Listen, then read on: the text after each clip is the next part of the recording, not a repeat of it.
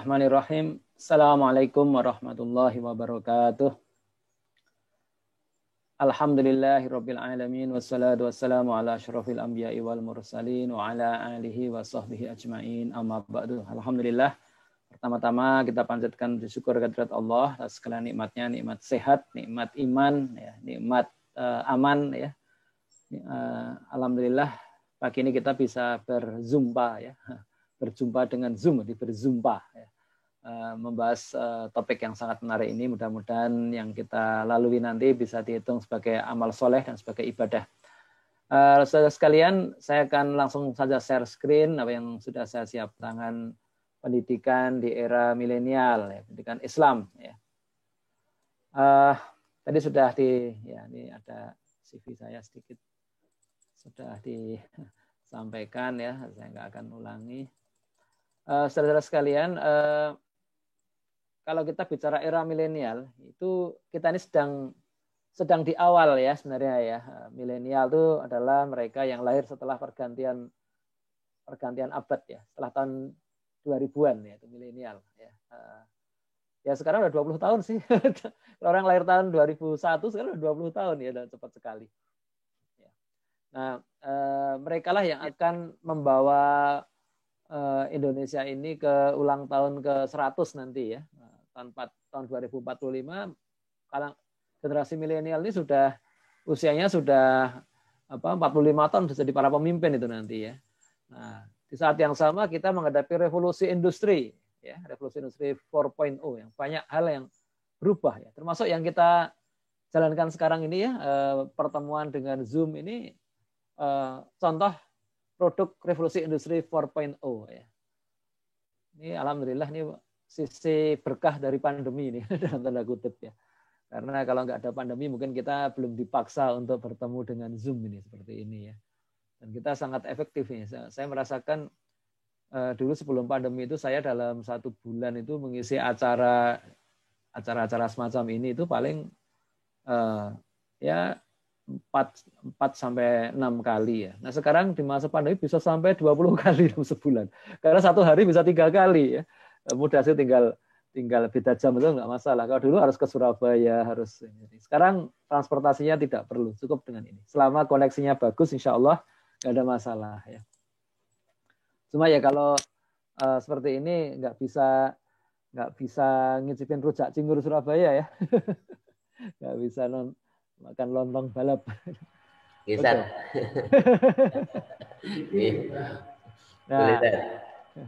Nah, jadi pertanyaannya dengan revolusi industri 4.0 dengan era milenial ini, pertanyaannya adalah apakah umat Islam akan kembali memimpin peradaban, ya. Ini pertanyaan besar yang harus kita pikirkan bersama-sama, ya. Nah, kita pernah, ya, memimpin peradaban dan mengubah dunia. Nah, ini harus kita pahami dari awal, ya. Sejarah membuktikan ini ada berbagai story, ya, di awal paparan saya ini, ya. Jadi yang pertama kita lihat dulu mengubah dunia itu apa? Mengubah dunia dalam term yang bisa diukur itu adalah mempercepat proses, meningkatkan kualitas hidup, dan memperluas daya jangkau. Ini sepakat nih, seluruh dunia sepakat. Yang namanya mengubah dunia, ya, aneka revolusi industri itu nih mempercepat sebuah proses yang tadinya itu lama, ya. Kita sekarang kalau mau menghitung hal-hal yang rumit, ya, matematis itu cepat sekali, ya. Sudah di coding itu, sudah di program itu cuma sekejap aja, ya, masukin semua thread langsung keluar, ya. Dulu lama nih. Kita mau menghitung rute perjalanan dari Surabaya ke Bogor gitu, waduh dulu lama. Sekarang cepat sekali, ya, tinggal masukin nama tempatnya, ya, langsung sama Mbah Google dihitungkan dengan sangat cepat, ya.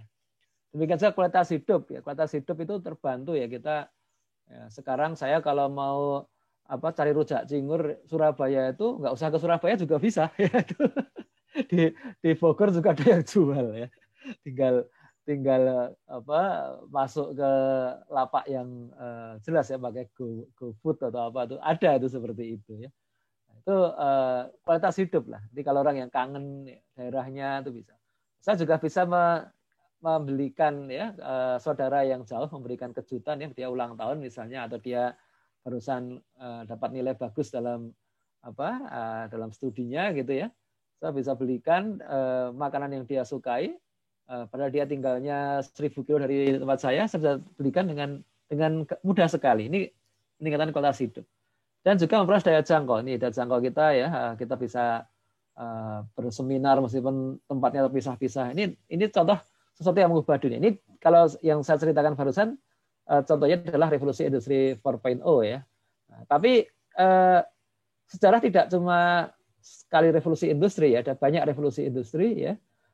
Dan di Manchester itu ada satu museum yang menyimpan ini semua ya. Ini Science Museum dari University of Manchester. Anda bisa kunjungi di alamat ini ya, www.1001invention.com ya. Jadi di situ tentang Muslim Scientific Heritage. Ini istimewa nih. Kebetulan penggiat museum ini adalah seorang profesor Muslim ya di Inggris. Dia keturunan Afrika ya, saya lupa Ghana atau apa tuh. Dia Muslim ya. Dan dia profesor aeronautics dulu ya, profesor penerbangan ya. Dia sudah emeritus, sudah pensiun, dan dia sekarang mewakafkan hidupnya untuk menghidupkan ini inovasi museum inovasi, museum sains. Nah, saya memilih 9 penemuan terpenting dari situs ini yang untuk menunjukkan bagaimana umat Islam dulu mengubah dunia dengan penemuan-penemuannya, dengan kepemimpinan di bidang sains dan teknologi. Ini sama dari hal sederhana, jadi cara mandi. Sudah pada mandi belum nih? Kalau di era di era pandemi ini, kalau orang di rumah saja pertemuan pakai Zoom, itu banyak yang kadang-kadang pagi ini belum mandi. Ya kan? Tapi mencuci dan mandi itu hal yang religius bagi umat Islam ya. Kalau bagi umat yang lain kadang-kadang mereka bisa sebulan nggak mandi, ada yang setahun mandi sekali ya. Di India itu masih banyak orang yang mandinya setahun sekali. Jadi ritual khusus ya. Mandi di Sungai Gangga ya. Khusus tuh ada jutaan tuh, sampai 15 juta orang yang berkumpul di Sungai Gangga tuh. Nggak tahu sekarang pas pandemi ini ada nggak ritual itu, saya nggak tahu. Nah, ternyata sabun ya, itu sabun sudah ditemukan di zaman Mesir kuno ya, tetapi yang menjadikan sabun itu jadi wangi, jadi enak dipakai seperti sekarang itu umat Islam ya. Karena umat Islam dapat dikatakan yang memulai tradisi kimia eksperimental. Nah, kalau sebelumnya orang yang belajar kimia itu rada-rada kecampur sihir gitu. Jadi orang takut juga ya. Harus dia ditakut-takuti, harus punya bakat, harus belajar mantra segala macam. Nah, Jabir Al-Hayyan ya itu membersihkan ilmu kimia dari sihir. Nggak ada sihir-sihiran ya. Dan itu semuanya eksperimen ya, dan di antara yang ditemukan dengan itu adalah sabun yang seperti kita kenal sekarang ya. Nah, bahkan penemuan listrik di belakang hari ya. Ini kan Jabir Al-Hayyan kan abad 9 Masehi ya, bayangkan 11 abad yang lalu ya. Lebih dari 11 abad yang lalu. Nah, seorang Thomas Alva Edison yang menemukan listrik abad 19 ya, akhir abad 19 atau awal abad 20 itu baru bisa menemukan itu setelah sebelumnya ada baterai ya. Jadi Edison itu tidak menemukan baterai, dia menemukan penggunaan baterai untuk penggunaan listrik untuk lampu ya, dan juga menemukan generator, menemukan banyak hal yang lain. Cuma kalau seandainya sebelumnya baterai belum ditemukan oleh Volta, tentunya dia nggak bisa eksperimen ya. Dan Volta sendiri itu beruntung mendapatkan ilmu kimia sudah modern, karena 1000 tahun sebelumnya sudah bersih dari mistik dan sihir oleh Jabir Al-Hayyan. Ini ceritanya luar biasa nih, bersambung nih. Sehingga seorang sejarawan ya, William Durant ya, dalam bukunya The Story of Civilization mengatakan ya, ilmu kimia sebagai ilmu ya, kimia sebagai ilmu itu hampir seluruhnya diciptakan oleh orang-orang Islam. Nah, ini kepemimpinannya di sini. Ya, di bidang ini ya, mereka itu lebih maju dari orang-orang Yunani kuno ya. Yang orang-orang Yunani kuno itu hanya punya pengalaman sedikit dalam bidang industri ya, dan hipotesa yang meragukan ya. Sementara orang-orang Islam itu mengajari kita tentang pengamatan yang presisi, ya, eksperimen yang terkontrol, dan catatan-catatan yang hati-hati. Ini pengakuan dari seorang sejarawan Barat ya. Yang kedua adalah berhitung dan matematika. Wah, ini berhitung ini persoalan yang serius ini kalau di di sekolah-sekolah kita ya. Saya pernah mendapat pertanyaan dari seorang siswa ini. Ustadz, apakah kita di alam kubur nanti ada pertanyaan tentang matematika, Ustadz? Ngapain kita belajar matematika? Ini sekolah Islam ini kadang-kadang menghadapi atau punya murid yang seperti itu ya. Jadi muridnya itu senangnya yang tidak sulit-sulit ya. Saya tidak menganggap pelajaran agama, pelajaran fikih, pelajaran hadis itu sepele, enggak ya. Tapi memang faktanya lebih banyak orang yang ketakutan belajar matematika daripada belajar fikih. Cuma faktanya itu. Saya sampaikan kepada dia, kalau di dunia itu ada orang yang salah membagi zakat, salah membagi waris, salah dalam banyak hal akibat tidak menguasai matematika. Dia berdosa enggak? Saya tanya begitu. Oh ya berdosa. Oh ya kalau begitu matematika jadi wajib. Ya. Karena malayatimul wajib illa bihi fahuwa wajib. Kalau kita gara-gara matematikanya salah, terus kewajiban tadi ya, kewajiban membagi zakat, kewajiban menghitung zakat, kewajiban membagi waris tidak sesuai, tidak syar'i, maka berarti wajib menguasai matematika. Nah, matematika ini nyaris juga diciptakan oleh umat Islam. Ya. Sebelumnya sudah ada orang-orang Yunani yang berhitung ya dengan geometri. Kita kenal Pythagoras. Ya. Pythagoras hidup zaman Yunani kuno ya. Nah, tetapi matematika jadi praktis kayak hari ini itu adalah jasa dari Al-Khwarizmi. Ya. Al-Khwarizmi itu dia menjadikan angka India itu digunakan. Jadi gini, dulu ya angka Arab itu nggak seperti yang kita kenal sekarang. Angka Arab itu ya, angka Arab itu agak mirip angka Romawi sebenarnya. Nah, tapi kemudian Muhammad Al-Khwarizmi ini berkenalan dengan angka India. Angka India itu sudah desimal ya, tetapi pengetahuan matematiknya tidak tinggi. Ya. Nah, kemudian Al-Khwarizmi itu membuat menulis kitab berjudul Kitab Al-Hisab Al-Hindi, ya. Buku tentang perhitungan dengan angka India. Nah, di situ dia menceritakan cara-cara praktis menghitung ya, penjumlahan, perkalian, pembagian ya, pengurangan ya, menarik akar ya. Itu kan susah kalau pakai angka Romawi, kan menarik akar pakai angka Romawi gimana? Nah, cara-cara yang praktis itu sekarang disebut dengan algoritma, jadi kata Al-Khwarizmi. Dan dia juga menulis kitab yang lain namanya Al-Jabar wal Muqabalah. Ini yang praktis menggabungkan kecanggihan geometri Yunani dan kepraktisan aritmetika India. Dia menggunakan perhitungan simbolik ya. Kalau kita di aljabar itu kan kita pakai huruf-huruf ya. Y sama dengan mx plus c atau y sama dengan x kuadrat plus mx plus c kan misalnya begitu ya. Itu aljabar ya. Itu Al-Khwarizmi. Ya. Nah, jadi berikutnya kemudian banyak penemuan yang lain, trigonometri ya, ada kriptografi ya. Pakai semua itu ya. Jadi orang kemudian bisa menghitung segitiga di atas bola ya. Dan kalau menghitung segitiga di atas bola, area bisa menghitung bentuk bumi, menghitung luas bumi ya, menghitung jarak antara berbagai tempat di muka bumi, menghitung arah kiblat ya. Ini luar biasa nih ya. Nah, yang ketiga adalah pertanian ya. Ini juga jasa umat Islam dulu luar biasa. Ada seorang Abu Hanifah Ahmad Ibnu Dawud Al-Dinawari ya. Ini namanya lengkap ini. Dia kayaknya orang tuanya dan itu pengagum para muhadis ya. Karena Ahmad itu seorang muhadis ya, ahli hadis. Ibnu Dawud juga ahli hadis. Tapi Al-Dinawari ini nama kakeknya ya, nama kakek buyutnya nih. Ahmad Ibnu Dawud, nama kakeknya.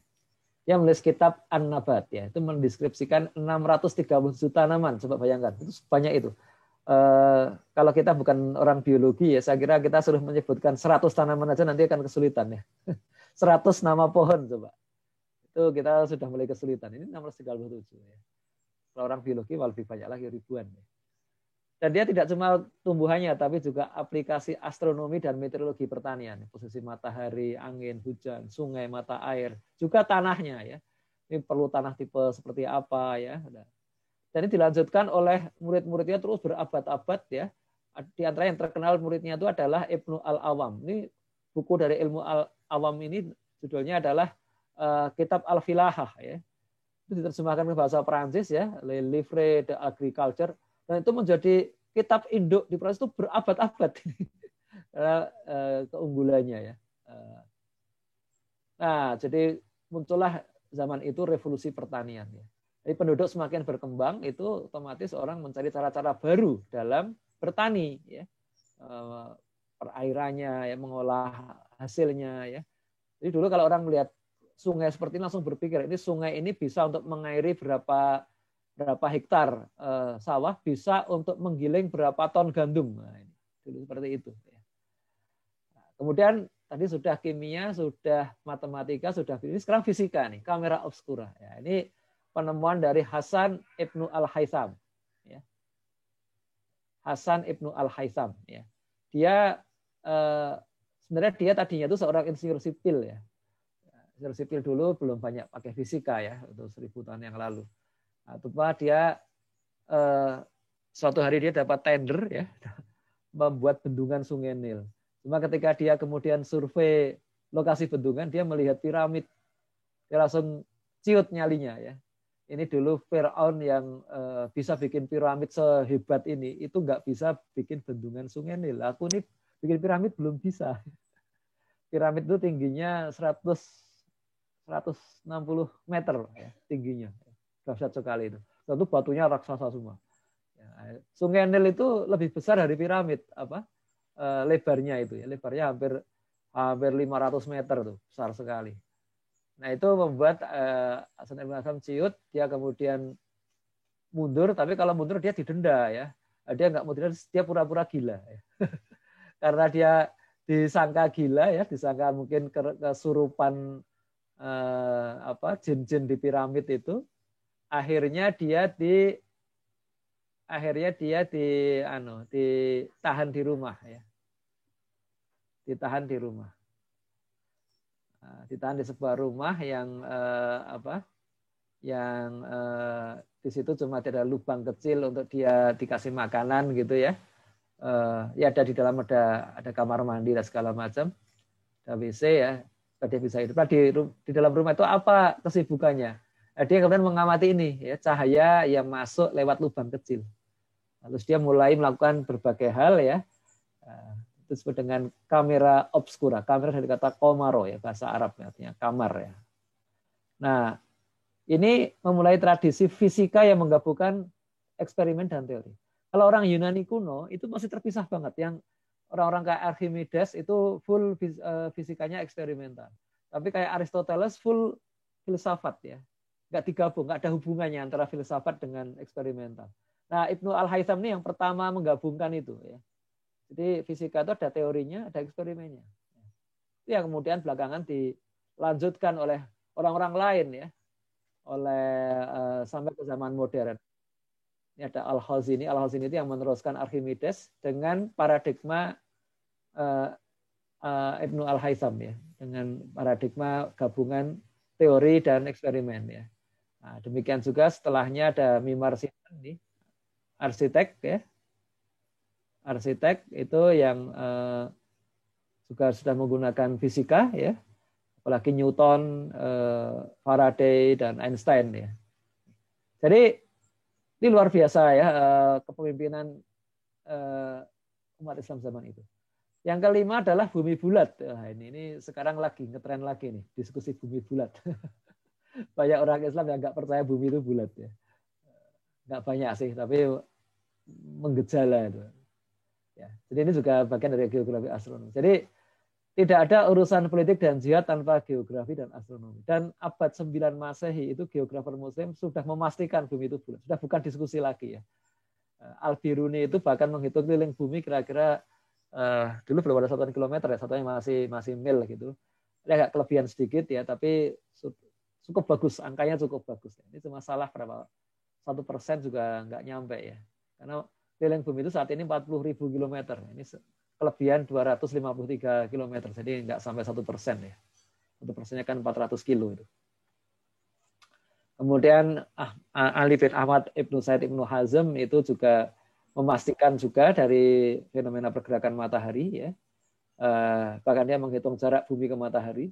Kemudian Qutbuddin Mahmud, Ziauddin Mas'ud bin Musleh As-Sairozi itu memastikan bumi bukan pusat tata surya. Jadi teori heliosentris yang bukan dari filsafat. Kalau orang Yunani kuno itu kalau percaya heliosentris itu pasti filsafat. Nah ini pakai data ya, pakai data. Ini jauh lebih dulu sebelum Galileo ya, kira-kira 300 tahun sebelum Galileo. As-Sairozi. Nah, termasuk Al-Idrisi itu sudah membuat globe ya, bola dunia. Ini bola dunia ini sebagian masih kosong, tapi dia yakin bentuknya seperti ini. Jadi yang namanya Eropa itu kira-kira dari sekian derajat sampai sekian derajat itu sudah dia pastikan gitu ya. Cuma bagian banyak kayak Australia belum dia ketahui, Afrika belum sampai ujung, Amerika belum masih kosong. Itu hebatnya geografer zaman itu ya. Ya sudah detail juga. Gambarnya mungkin masih tidak akurat ya karena alat-alat yang dimiliki saat itu masih belum akurat ya untuk menghitung posisi lintang bujur itu.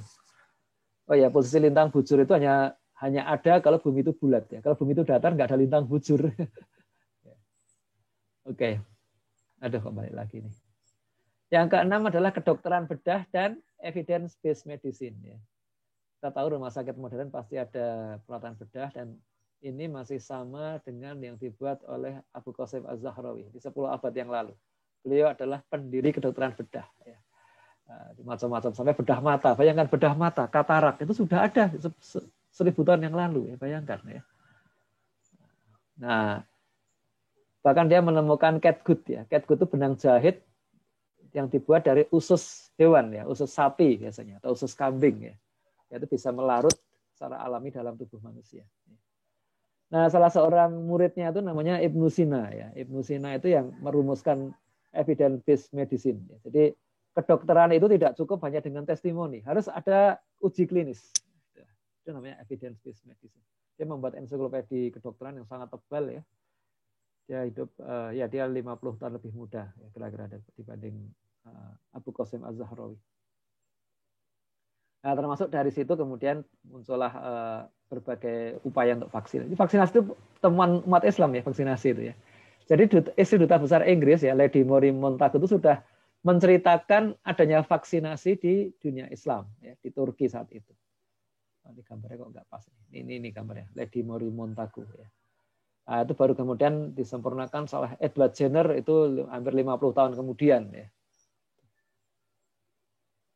Kemudian tentang mesin ya, itu ada seorang ilmuwan bernama Al-Jaziri ya, itu membuat kitab berjudul Fi Ma'rifat Al-Hiyal Al-Handasiyah ya. Al-Jazari ini ya hidup abad 12 ya, Masehi ya. Ini dapat dikatakan bapak mekanika modern karena dia menemukan berbagai elemen-elemen mesin. Saya roda gigi, terus pengubah dari gerak translasi ke gerak rotasi. Ya. Jadi seorang James Watt yang abad 18 menemukan mesin uap, ya, itu sangat sulit terbayangkan mesin uapnya jalan kalau sebelumnya belum ada ini prinsip dari Al-Jazari ini. Ya. Ini kan gerak naik turun nih kalau uap itu ya. Nanti panas, nanti mengembang ya. Ini tuasnya naik, nanti sudah sampai ujung katupnya terbuka, panasnya apa, uapnya keluar, terus balik lagi. Dan itu memutar roda. Ya. Ini ditemukan oleh Al-Jazari 500-600 tahun sebelumnya, prinsip itu. Jadi kalau nggak seperti itu pasti pusing sekali. Ini gimana memanfaatkan gerak naik turun menjadi gerak rotasi. Nah, dan pesawat terbang juga ya. Pesawat terbang itu diteliti oleh Abbas Ibnu Firnas ya, tahun 852. Dia lompat dari menara Masjid Cordoba, itu gila betul, eksperimen yang gila-gilaan. Dia dengan jubah longgarnya, dia menyangka bisa terbang kayak burung ya, tapi ternyata jadilah parasit. Nah, itu kan parasit. Dan dia pada usia 70 tahun itu menyempurnakan alat terbangnya, ya, terus lompat dari gunung, tinggi sekali ya. Dia terbang dia berapa 10 menit lah ya. Tapi kemudian jatuh dan dia menyimpulkan karena belum ada ekornya ya. Sekarang kalau pesawat terbang modern pasti ada ekornya ya. Jadi penemu ya dianggap penemu pesawat terbang yang beneran ya, itu abad 20. Bersaudara Wright ya, Wright Brothers ya, Oliver dan Wilbur Wright itu dia mengaku terinspirasi dari karya Da Vinci. Da Vinci ini nggak pernah eksperimennya, bikin desain aja ini karya Da Vinci. Nah, Da Vinci ini diduga kuat membaca percobaan Abbas Ibnu Firnas. Dan di buku sejarah penerbangan ya, The Aviation History, itu disebut Ibnu Firnas adalah manusia pertama yang terbang dengan alat yang lebih berat dari udara. Bayangkan 1000 tahun yang lalu. Nah, terakhir senjata api ini. Senjata api ini sekarang standar ya, semua personil militer atau polisi itu pakai senjata api ya, dimanapun. Yang menemukan mesin itu Cina ya, tapi yang menggunakan dalam kembang itu mereka kalau Imlek ya itu menyalakan kembang api. Tapi yang menggunakan untuk militer itu insinyur Muslim ya. Itu ditulis oleh Hasan Al-Rommah abad 13 ya, 12 dia wafatnya 1295. Bayangkan wah lama sekali ternyata. Dia bahkan di dalam kitabnya itu menulis banyak hal ya, tentang roket ya, tentang torpedo, dibayangkan. Ya.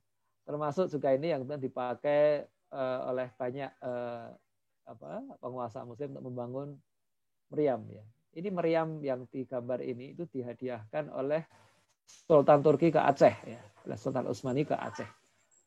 Disebut meriam lada si cupak ya, coba. Kok lada si cupak itu artinya lada segenggam. Jadi dulu Sultan Aceh itu karena menghadapi Portugis ya, dia merasa kewalahan, akhirnya menulis surat ke Turki, kirim utusan ya. Suratnya dibawa oleh utusan. Utusannya bawa hadiah ya. Lada kan produk yang sangat tinggi nilainya saat itu ya. Bawa hadiah lada 2 kapal ya.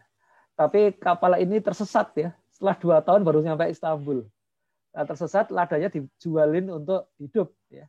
Akibatnya ketika sampai ke Istanbul tinggal secupak, tinggal segenggam ya, segenggam ya. Tapi Sultan Turkinya baik hati, meskipun tinggal segenggam, dia memaklumi keadaannya, dia berikan meriam. Sehingga di Aceh meriamnya disebut meriam lada si cupak. Wah itu ampuh itu. Ini baru akhirnya ketika perang Aceh kalah ya, Belanda mengambil meriam ini dibawa ke Belanda. Meriam lada si cupak. Nah ini sekarang kita masuk ke sistem apa nih yang membedakan ilmuwan hebat ini. Karena jauh sebelum peradaban Islam, toh ada peradaban Yunani kuno, Mesir kuno, Persia kuno, India kuno, bahkan Cina kuno. Ya. Ada Archimedes. Ya. Dan setelah itu, setelah peradaban Islam, muncul peradaban Barat. Ya. Ada Inggris, ada ini Newton, ya, ada Prancis, ada Faraday, ya, ada Jerman, Einstein, ya, Amerika. Ya. Jadi yang bedakan itu apa? Ya. Ternyata ini yang membedakan. Ya. Orang-orang Barat yang kemudian kita kenal sebagai tokoh ilmuwan hebat itu pada umumnya tidak beriman. Seorang Einstein itu menyatakan saya tidak percaya kepada sosok Tuhan. Itu Einstein ya.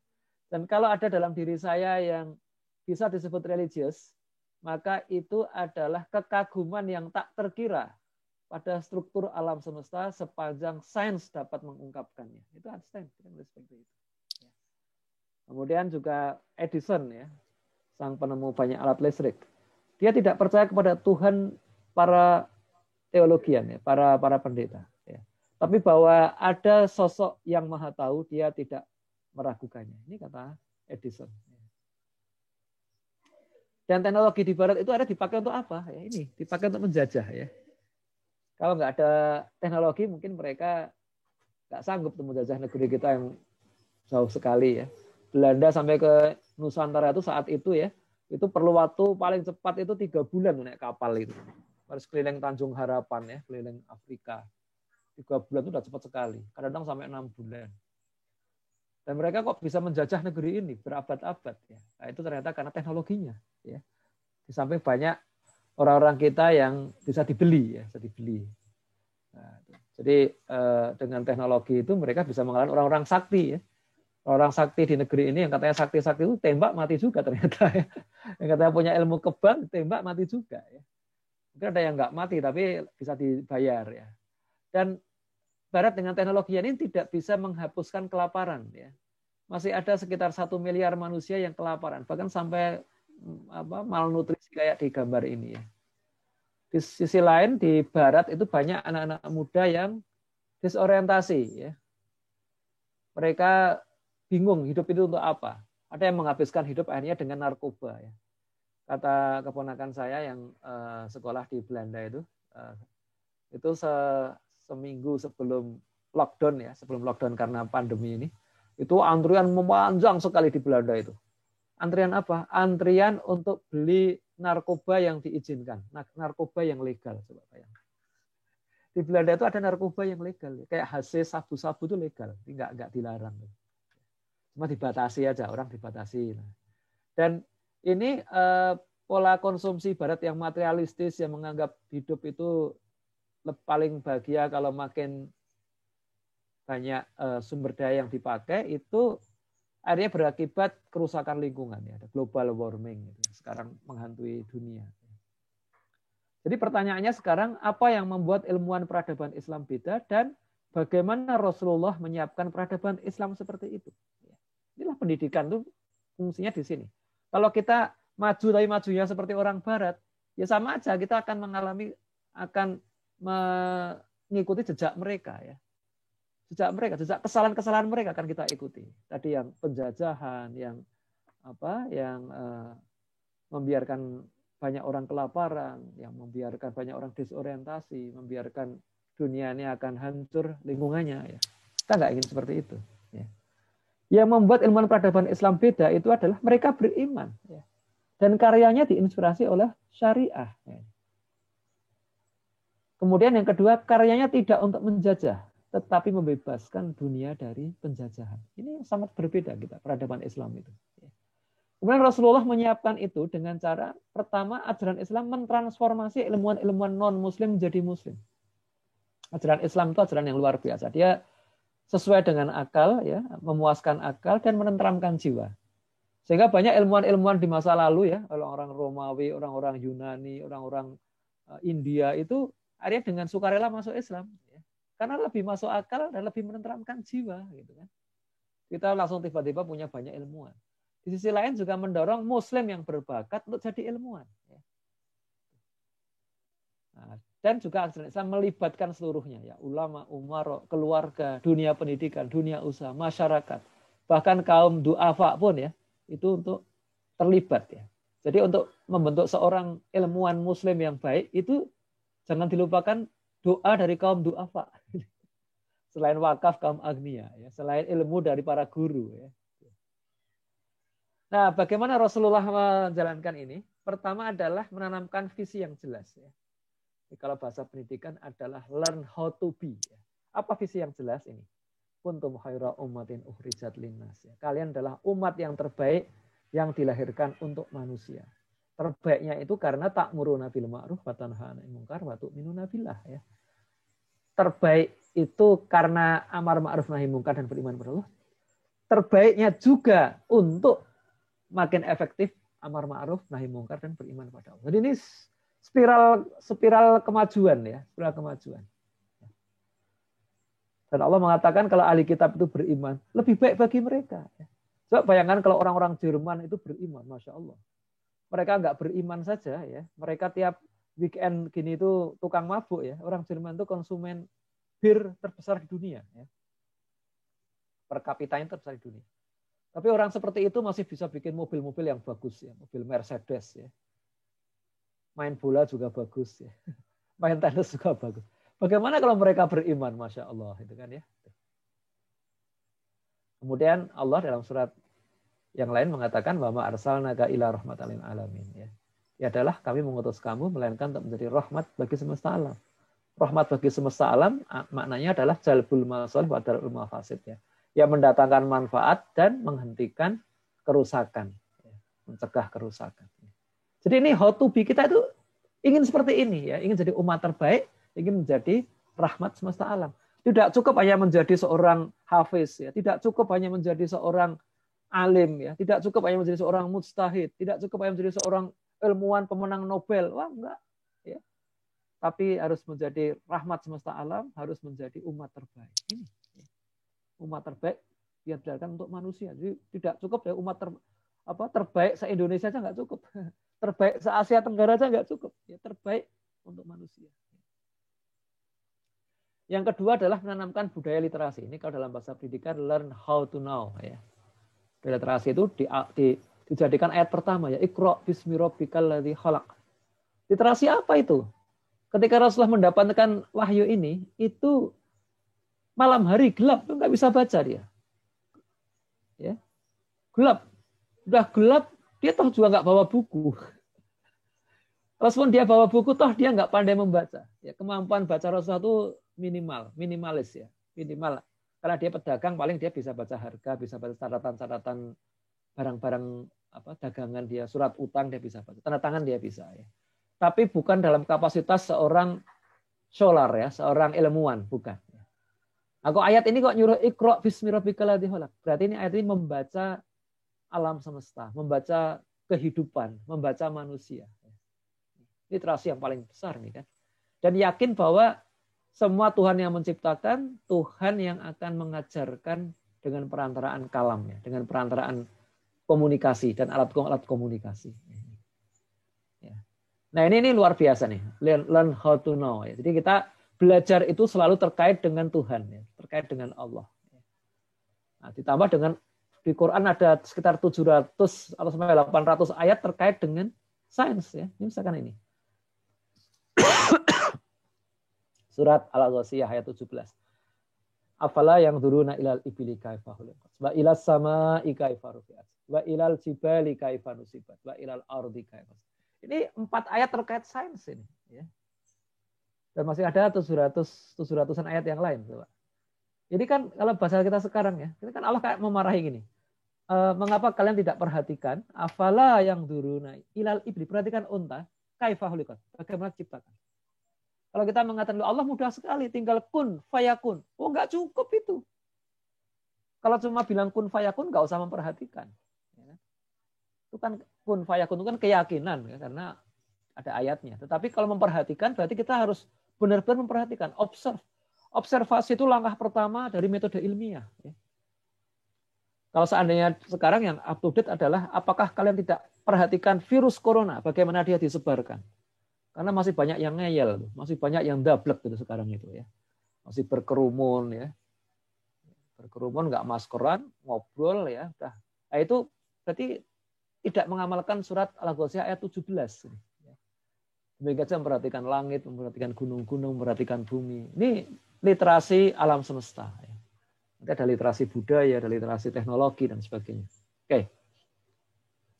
Kemudian di ayat yang lain Allah menantang kita ya. Alam tara annallaha sakhkhara lakum ma fil ardi wal fulka tajri fil bahri bi amrihi wa yumsikus samaa an taqa'a 'alal ardi illa bi idnihi innallaha bi annasi laraufur rahim. Apakah kamu tiada melihat bahwasanya Allah menundukkan bagimu apa yang ada di bumi dan bahtera yang berlayar di lautan dengan perintahnya. Allah mengatakan menundukkan bagimu apa yang ada di bumi. Jadi semua yang di bumi ini didesain oleh Allah akan ditundukkan oleh manusia. Tapi yang di langit tidak. Allah yang menahan benda-benda langit jatuh ke bumi. Kita mungkin akan nggak terbayangkan menaklukkan matahari ya, nggak bisa. Tapi yang di bumi akan ditaklukkan. Ya, sesungguhnya Allah benar-benar Maha Pengasih lagi Maha Penyayang. Dan di ayat yang lain Allah mengatakan ya wasakhara lakum ma fis samawati wa ma fil ardi jami'am minhu inna fi dzalika laayatil liqaumin yatafakkarun. Dia menundukkan untukmu apa yang ada di langit dan apa yang ada di bumi. Ini di langit dan di bumi ditundukkan Allah juga untuk manusia. Artinya yang menundukkan matahari ya Allah, tetapi manusia bisa memanfaatkan ya, bisa mempelajari hukum-hukumnya. Sesungguhnya pada yang demikian itu benar terdapat tanda-tanda kekuasaan Allah bagi kaum yang berpikiran. Kalau nggak berpikir ya enggak ya. Terus pakai otaknya. Ya. Jadi Islam sangat membenci tahayul dan hurufat ya. Soalnya tahayul dan hurufat itu nggak pakai otak ya. Rasulullah bersabda barang siapa mendatangi dukun paranormal dan menanyakan sesuatu lalu mengikuti atau membenarkan apa yang diucapkannya, sholatnya tidak diterima selama 40 hari. Jadi mengikuti kata dukun itu berkaitan dengan batalnya ibadah. Luar biasa. Dukun paranormal. Jadi kita diberi imunitas dari segala hoax, mitos, tahayul. Dengan cara seperti ini. Ya. Ini masih tentang how to know. Ya. Learn how to know. Tapi untuk mengetahui itu bertanya dukun. Yang keempat adalah pembentukan sikap. Lalu sudah learn how to do. Ya. Jadi di Quran banyak sekali sindiran kepada orang-orang jahiliyah. Wa idza qila lahum ittabi'u ma anzalallah qalu bal nattabi'u ma alfaina alaihi aba'ana ya. Jadi orang-orang jahiliyah itu dikatakan pada mereka, ikutilah yang turunkan Allah, mereka menjawab kami hanya mengikuti apa yang kami dapati dari nenek moyang kami. Wah, ini bahaya ini. Ya. Awalau kana aba'uhum la ya'miluna syai'an wa la yahtadun ya. Nenek moyang mereka itu tidak tahu suatu apapun dan tidak ada petunjuk ya, masa diikuti terus. Jadi kita diajarkan sikap kritis dan ingin tahu, kurius ya. Ingin tahu apa nih? Kenapa demikian? Kenapa harus ikut ini? Ya. Ini luar biasa nih. Ini kalau kita bisa menanamkan pada anak-anak didik kita tentang how to do secara Islami, secara rasional. Ya. Yang kelima adalah eksperimental. Ya. Mesti how to do. Ini kebun kurma di Thailand nih, saya motret sendiri nih. Cuma tingginya cuma semeter tingginya. Rasulullah dulu besar di Mekah ya, itu nggak pernah lihat pohon kurma ya. Begitu ke Madinah, lihat bagaimana orang-orang Ansor memperlakukan kurma. Nah, dia bertanya ya, kenapa harus demikian? Ya, nah, orang-orang Ansor ini mengira itu teguran ya, sehingga tidak dilanjutkan ya. Akibatnya pohon kurmanya gagal berbuah.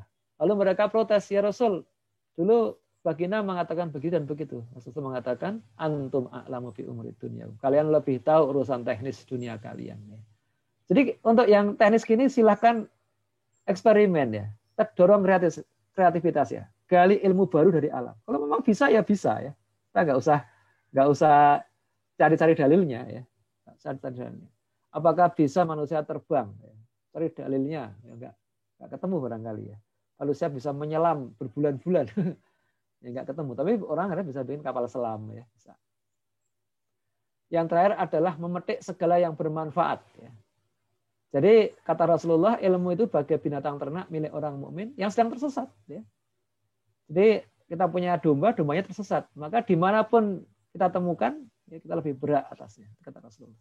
Jadi pengetahuan yang didapat dari eksperimen ya, dari empiris dari orang lain ya, dari orang-orang di luar Islam itu boleh kita pakai. Ya. Orang Badui itu biasa mereka kalau teman-temannya demam, ya, mereka meminumkan air kencing unta. Maka ketika ada sebagian Badui yang datang ke Rasul masuk Islam, terus seperti itu, ya Rasul ngikutin aja, nggak apa-apa. Ya, itu memang bisa pada kasus itu bisa sembuh, biasa sembuh gitu kan. Termasuk juga ketika Rasulullah dapat hadiah dari Raja Mesir, seorang dokter. Ya. Hadiahnya itu seorang dokter. Jadi Raja Mesir itu dapat surat dari Nabi, masuk Islam dia dan dia mengirim balasan berupa dokter ya, dokter yang statusnya budak ya. Jadi di Mesir itu dulu ada aturan kalau siapapun kalau punya utang nggak bisa ngembaliin ya, artinya divonis sebagai budak ya, meskipun dia dokter. Artinya dokter dihadiahkan ke Rasulullah. Sama Rasulullah kan dokternya dipakai untuk dokter publik, silakan yang sakit. Nah itu kan pengetahuannya dari Mesir tuh ya, bukan Tibun Nabawi, bukan bekam yang kita kenal. Ini kita dilatih untuk mencari dan menelusuri pengetahuan empiris dari mana saja. Jadi nggak masalah kita belajar dari Cina, dari Rusia. Ya, jadi di dalam dunia saat itu ada sinergitas karya. Ya, kita tahu, kita menyadari bahwa Islam tidak menciptakan semuanya dari nol. Ada dari pengetahuan kuno, dari Yunani, dari Persia, dari India. Ya, kita ambil yang bermanfaat. Ya. Kemudian juga zaman modern ini ya mestinya kita paham bahwa teknologi modern bukan karya umat Islam saja atau orang Barat saja ya. Setiap zaman ada kontribusinya. Kemudian yang ketiga ada peran individu muslim, ada peran budaya cinta ilmu di masyarakat, ada wakaf harta halal dari para agniya, ada doa para duafa, ada kesabaran para guru, ada peran serta keluarga, dan ada kebijaksanaan dan kepemimpinan dari negara. Ini semua kontribusinya luar biasa. Bayangkan di masa itu ya, itu para agniya itu belum puas kalau belum wakaf untuk ilmu pengetahuan. Ya, kalau sekarang paling pol bikin sekolah Islam ya, atau bikin masjid. Ya. Saya pasti jarang sekali mendengar ada wakaf berupa laboratorium, wakaf berupa observatorium bintang, masih jarang banget. Ya. Wakaf berupa alat uji teknologi maju, itu jarang sekali. Ya. Ini dulu hal yang lazim. Ya. Dan rakyat pun budaya cinta ilmunya tinggi. Ya. Kalau sekarang budaya cinta K-pop ya sekarang. Cinta budaya Korea ya, bukan cinta ilmu. Ya. Jadi setiap elemen umat diperlukan kontribusinya. Ya. Walhasil ya, kita dapat katakan untuk mencetak seorang pemimpin pengubah dunia dari kaum muslimin diperlukan penerapan seluruh syariat Islam. Ya. Kemudian aktivitas sains dan teknologi itu bukan sekedar aktivitas akademis atau aktivitas inovasi belaka, tetapi adalah aktivitas mencari surga.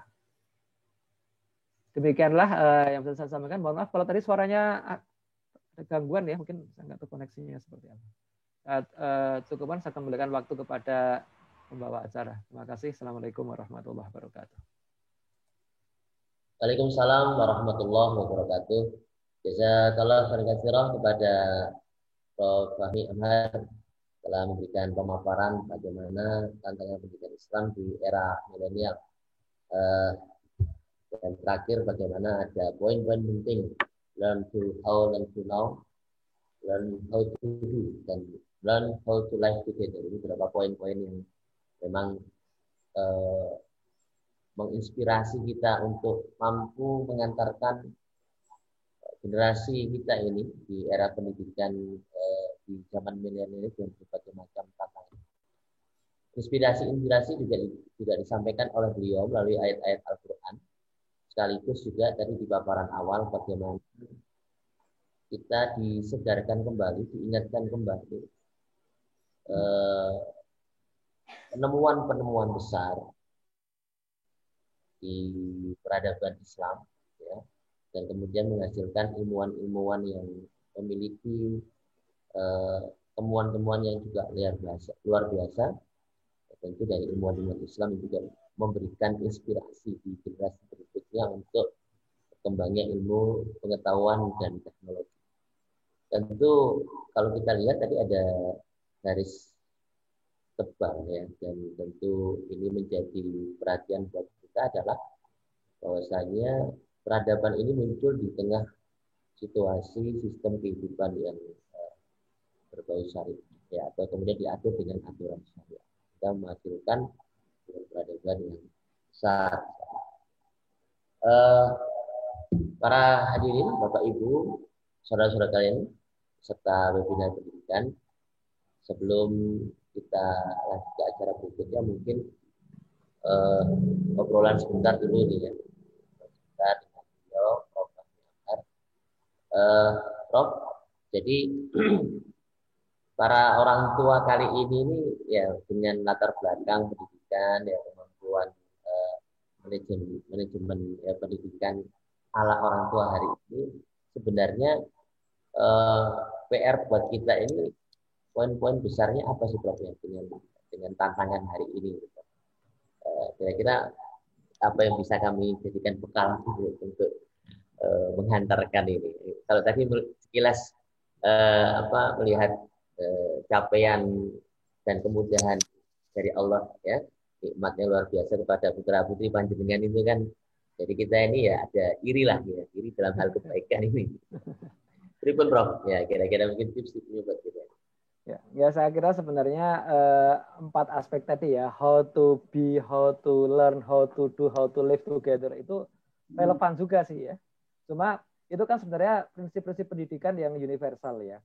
Cuma kan bagaimana kita menjadikan Islam sebagai tubinya itu kan ya, seperti yang diajarkan Nabi ya. Kemudian bagaimana how to learn-nya itu juga dikaitkan dengan Islam ya, dikaitkan dengan Iqra ya, dikaitkan dengan mengejauhi tahayul gitu kan. Demikian juga how to do-nya itu kan. To do-nya juga seperti yang dicontohkan Nabi, 3 itu saja ya. Rasional, eksperimental, dan mengambil yang manfaat dari siapapun. Dan how to live together-nya tadi. Jadi kita jangan eksklusif. Jadi dunia ilmuwan itu tidak boleh jadi eksklusif ya. Seolah-olah ya cuma boleh kenal para ilmuwan saja, tapi harus kenal semuanya. Kenal agniya, kenal du'afa, kenal para pemimpin ya, umaro, kenal ulama ya. Kenal seniman. Karena kita memerlukan semuanya itu. Ya. Maka kalau di dunia pendidikan juga perlulah ya sekali-kali ngundang dari berbagai dunia tadi ya, untuk belajar mencari hikmah dari mereka ya. Saya sangat appreciate ketika ada suatu sekolah ya, sekolah alam begitu ya. Meskipun ini dasarnya sebenarnya Islam, cuma dia tidak memakai tag sekolah Islam, jadi sekolah alam. Ada kadang-kadang punya pangsa sendiri ya, punya market sendiri gitu. Itu bahkan pernah mengundang seorang yang pemulung, seorang pemulung diajak ke sekolah. Mungkin kita loh ngapain mau undang pemulung? Apa bisa? Ya mendengar kisah hidup mereka. Kan nggak terpikir kan? Biasanya orang diundang ya kalangan yang dianggap di atas ya, para ilmuwan ya, profesor gitu. Di kampus UI itu ya ada kawan saya, mungkin Anda pernah tahu ya, Profesor Renat Kasali ya. Renat Kasali itu profesor untuk ilmu marketing ya, ilmu bisnis ya di Fakultas Ekonomi UI dia. Itu pernah di mahasiswa magister itu dikuliahi, dia mengundang orang-orang yang bahkan bukan lulusan perguruan tinggi. Bahkan waktu itu ya, itu tahun 2010, udah lama banget. Itu ngundang Bu Susi ya. Susi Pujiastuti, belum jadi menteri, kita mungkin belum banyak yang kenal. Bu Susi itu cuma ijazah SMP ya, itu. Orang cuma dengan ijazah SMP disuruh cerita di depan mahasiswa pasca sarjana. Coba. Kenapa? Karena Bu Susi cuma SMP tapi sudah punya perusahaan dan punya 200 pesawat. Itu liku-liku kayak gini itu penting gitu kayak gitu. Belajar dari manapun ya. Jadi nggak masalah kita tahu seperti itu ya. Oh ya tadi jadi bisa dapat hikmah ya. Dari pemulung ya, dari seniman ya. Seniman punyanya gimana?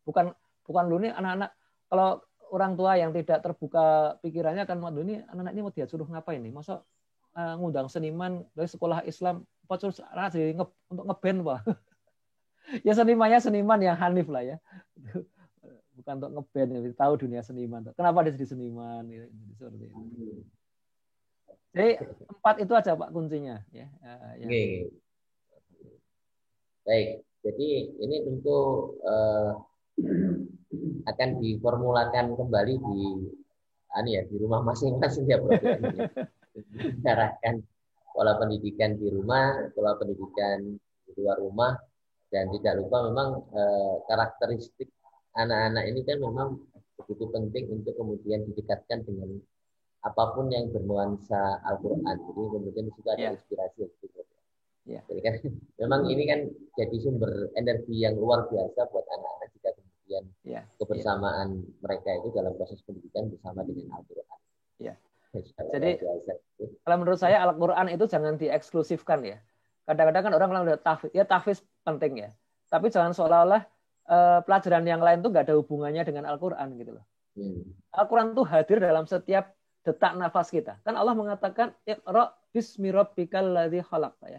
Bacalah dan dengan nama Tuhanmu yang Maha Pemurah. Jadi setiap aktivitas kita itu kan perlu membaca. Bukan membaca buku itu enggak ya. Kita pergi dari rumah ke manapun itu kan kita membaca alam nih supaya enggak nyandung ya, supaya enggak nabrak tiang listrik, kita membaca. Nah, ketika membaca alam itu kita kaitkan dengan Al-Qur'an gitu. Bismi rabbikal ladzi khalaq. Itu senantiasa seperti itu. Dari situ kemudian akan muncul oh ya ini dunia ini tidak akan menguasai hati saya, tapi akan saya kuasai dengan dakwah ya. Akan saya kuasai untuk diberi manfaat, diberi rahmat gitu kan. Akan saya serap ilmu di sini. Saya akan munculkan banyak kreativitas. Itu luar biasa kalau kita bisa menanamkan itu ke anak-anak itu. Dan guru-gurunya itu jadi teladan gitu kan ya. Sekarang ini persoalannya kan karena sekularisme itu sudah begitu parahnya ya. Kalau kita bicara ngaji itu pemahaman orang awam, itu ngaji itu yang baca Quran. Kalau kita bicara matematika itu bukan ngaji. Kalau kita bicara sejarah itu bukan ngaji gitu kan ya. Apalagi kalau kita bicara menerapkan Quran, mengamalkan Quran. Banyak orang menyangka mengamalkan Quran itu yang membaca berulang-ulang ya. Wis amalke surat ayat kursi durung. Oh sudah baca 100 kali, itu sudah ngamalke. Itu ibaratnya orang ke dokter, dia sakit batuk-batuk dikasih bodrek ya. Terus dikasih resep bodrek ya. Terus resepnya itu dibaca resepnya, bukan resepnya dibelikan obat terus diminum, tapi baca bodrek. 1000 kali. 1000 kali yang nggak sembuh ya. Jadi kan celakanya gini, banyak orang mengaku mengamalkan Quran, tapi yang dia lakukan hanya melafalkan Quran, ya, mengulang-ulang. Ya itu ada ibadahnya ada, tapi itu bukan syariat untuk mengatasi banyak persoalan, menjawab banyak persoalan kita di dunia, bukan. Ini orang salah. Obatnya sih benar, tapi cara mengamalkannya salah. Iya, iya, iya. Ya. Jadi memang akhirnya karena barangkali karena belum muncul kepahaman itu kan ada semacam dikotomi antara Al-Quran itu secara religi dia berada di dalam posisinya begitu sehingga seakan-akan jadi sakralisasi dan satu sisi dunia itu kemudian nah, ini kan akhirnya kemudian mengarah kepada sekularisme di dunia pendidikan ada pemisahan gitu ya, Prof. Betul. Ada semacam tadi sakralisasi Al-Quran. Jadi Al-Quran hanya terbatas pada bacaan-bacaan saja. Ya.